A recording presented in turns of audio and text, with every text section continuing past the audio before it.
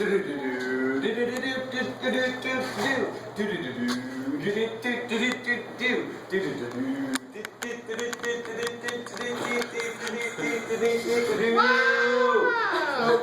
now that we are upright. Right.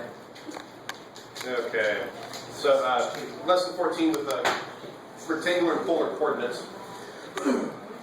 Like I mentioned yesterday, if I need to get from one place to another, or if I want to define any point on my plane, here's the origin, 0, 0. This is our starting point, our reference point. Wherever I need to go, I can talk about how far over on the x-axis and how far up or down on the y-axis. And once I move horizontally and then vertically, I can identify any place on here. The other way I can do it is I can decide what direction to face and then how far to go. For example, let's say that I'm standing here at the origin and I want to get to Serene. I can go 1, 2, 3 steps this way, and then 2 steps this way, and then I've gotten there. Or I could say, oh, all right, Serene is over there, so I can turn that direction and then take 1, 2, about 3 steps and end up at the same place. That's the difference between rectangular and then turning this way and polar. Polar is there's a distance and a direction. And so you actually turn to the direction first and then go. What makes it interesting though is when you turn and then walk, I can turn, if I'm facing this way and I want to get over here to Serene, I can turn this direction and then take 3 steps forward. This would make, you might not think of this, but I could also turn this direction and then walk forward. I could also turn this way and then walk backward. Or I could turn this direction and walk backwards. I feel like you're driving a car. So with polar, there ends up being 4 different ways that you can get from one place to another. And with polar coordinates, it's E and S, it looks like R at theta, or whatever your angle is. And the R is your distance, and theta is your direction. And so what happens is, let's see, to get there, first you turn toward angle, then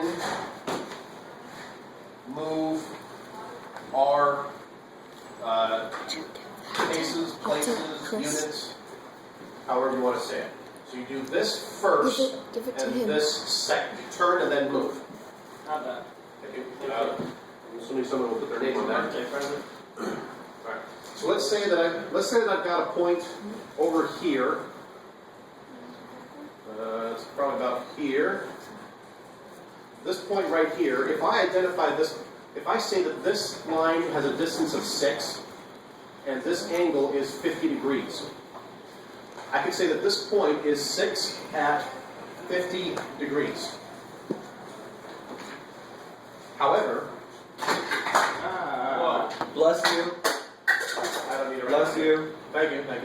Alright, so remember, we always start with 0 degrees here, and we count up going this way. So if I started here and I go 50 degrees, I would be standing here, I would turn 50 degrees, and then advance a distance of 6. The other thing I could do, let's do this in a different color. Trip over this. There we go. Another thing that I could do is, if this is 0 degrees, how many degrees is this? That would be 90 minus 50 is 40. What? 310. No, yes. 310. 310. Remember, it's Whoa. 360 all the way around. Wow. If this much of it is 50, if in between here is 50 degrees, that means it's 310 on the outside of that.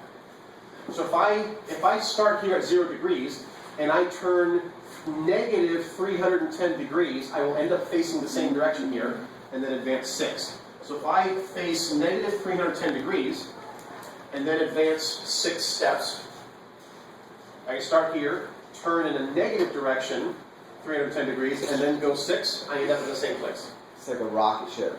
Just gotta like turn it first and then. Sure. Actually, yeah. Okay. I told you.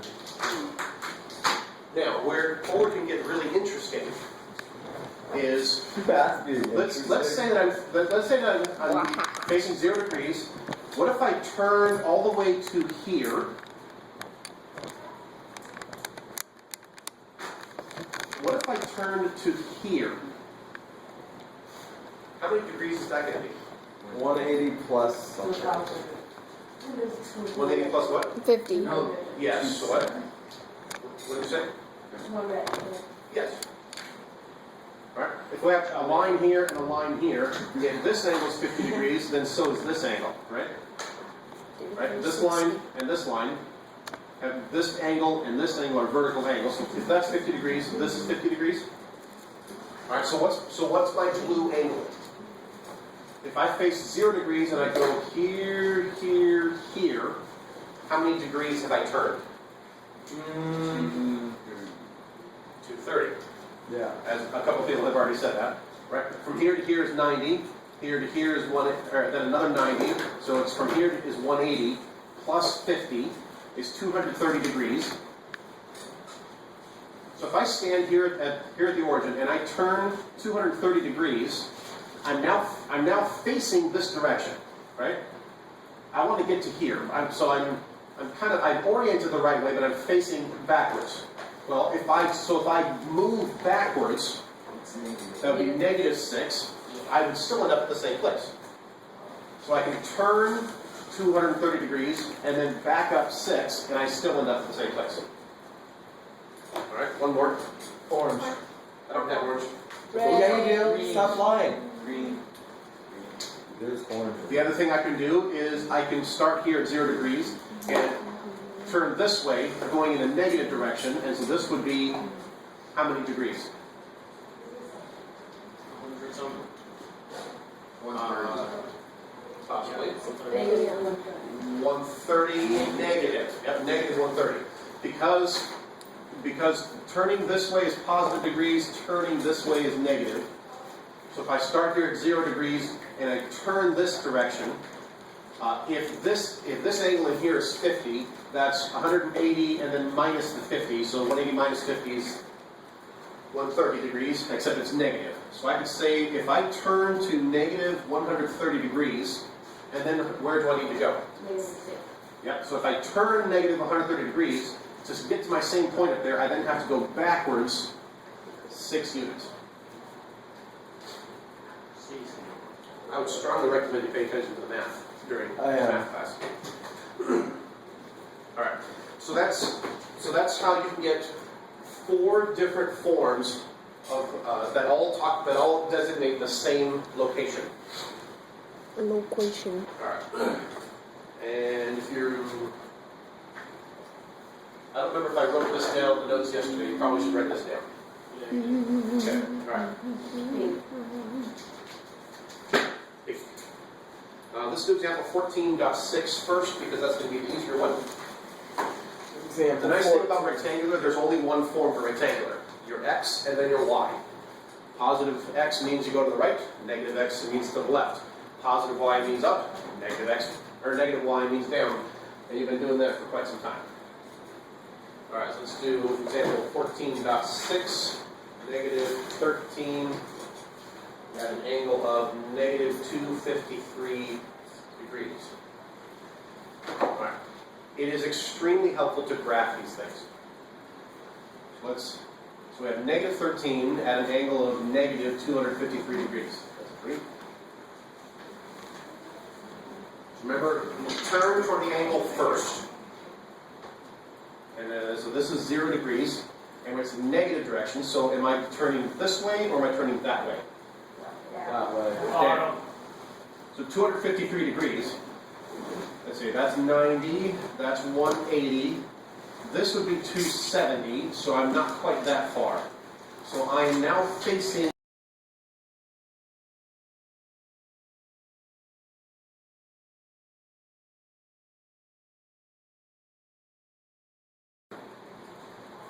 I'll put the dotted one up here where I was facing. So if this is negative, let's see, negative 253 degrees, what is,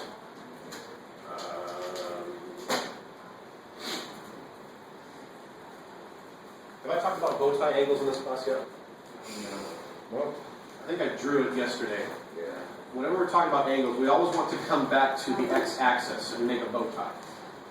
If you're in quadrant 1, you draw your angle down to the x-axis. If you're in quadrant 2, you draw your angle down to the x-axis. Quadrant 3, you draw your angle up to the x-axis. Quadrant 4, you draw your angle up to the x-axis. It ends up looking like a bow tie. Sometimes I will refer to this as the bow tie angle. Sometimes I will call it a reference angle.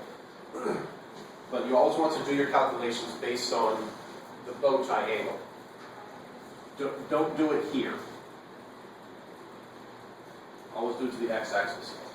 So what is this bow tie angle right here? How are we going to find it? Here. Need 253 plus 1. Exactly.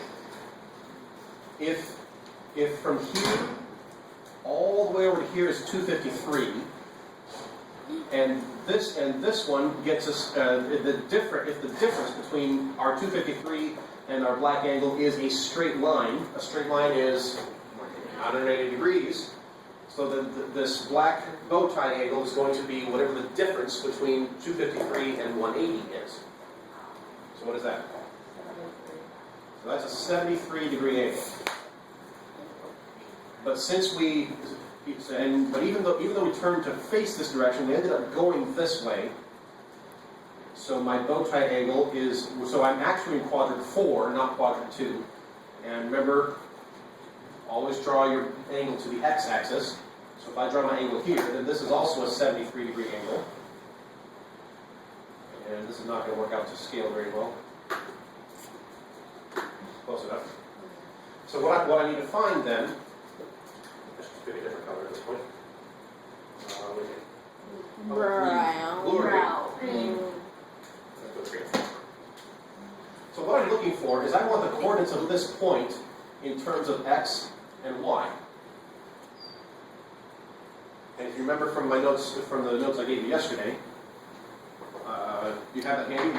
How do I find my x coordinate?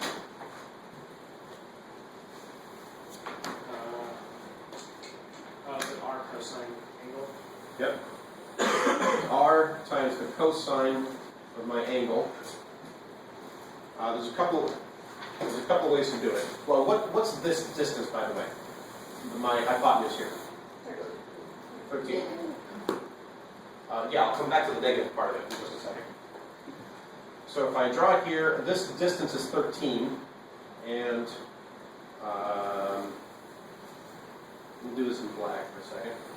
My x is going to be 13 times the cosine of my angle. Somebody with a calculator? What is that?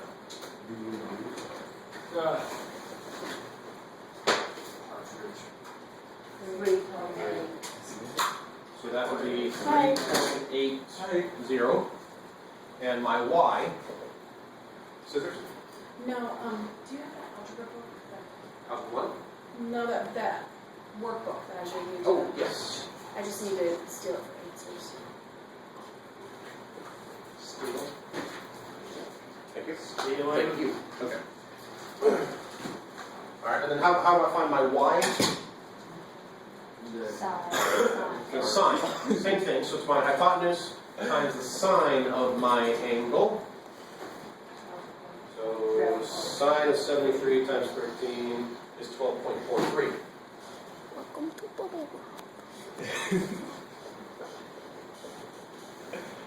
So what's my final answer then?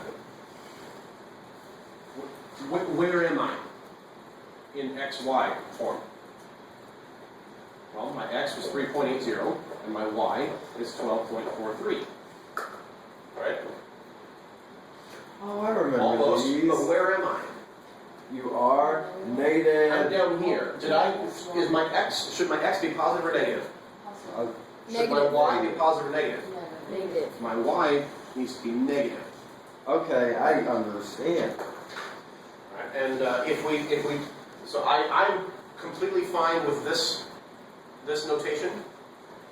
Just give the xy separated by a comma in parentheses. Using the vector notation, I could also write this as 3.80 I with the hat, and then minus 12.43 I like X. j hat. Personally, I like this one, especially because this is a math class. If this was physics class, you would probably do it this way. But they both mean the same thing. Wait, how do you want I'll take it either way. I prefer this one. The book usually has it in this one. You need to understand both, but you can choose one for your answer.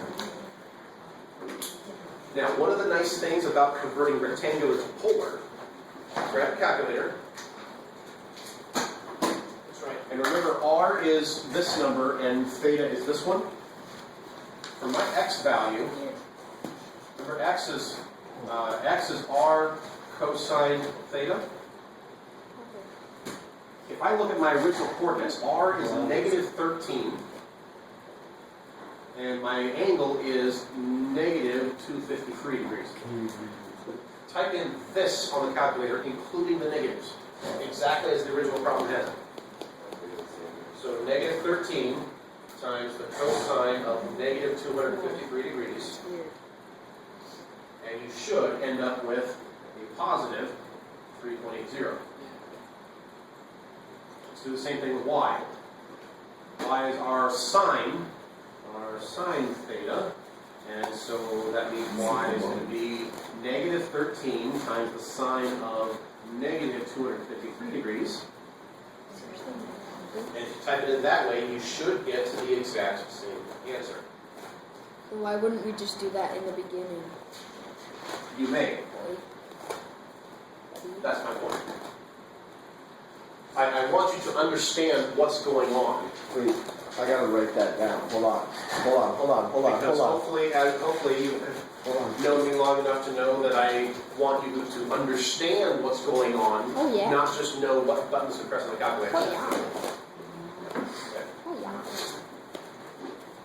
All right, so this is converting polar to rectangular. And let's go ahead and pause the video for now.